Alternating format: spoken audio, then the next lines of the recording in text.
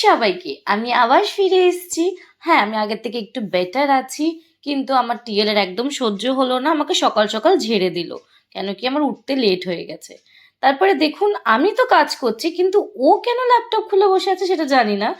ও এখন ল্যাপটপে বসে বসে ভিডিওস দেখবে, সিরিয়াল দেখবে আর হাসবে, এটাই ওর কাজ।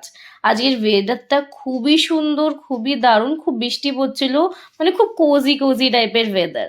আর এই দেখুন, চাঁদও উঠে গেছে। আর সন্ধেবেলায় অফিস শেষ করার পরে তারপরে ভাবলাম কিছুটা খাই, একটু নরম নরম কিছু, তো ওই ভাবলাম একটু ভাজাভুজি জিনিসপত্র খাই।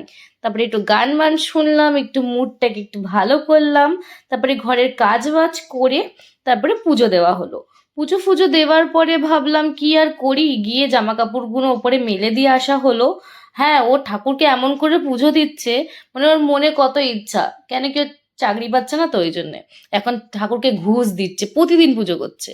তারপরে ছাদে গিয়ে জামা কাপড় মেলে ফেলে দিয়ে এসে খুব বোর হয়ে যাচ্ছিলাম, কি করব বুঝতে পারছি না। তারপর ভাবলাম ঠিক আছে, খাওয়া দাওয়াটা কমপ্লিট করে নি।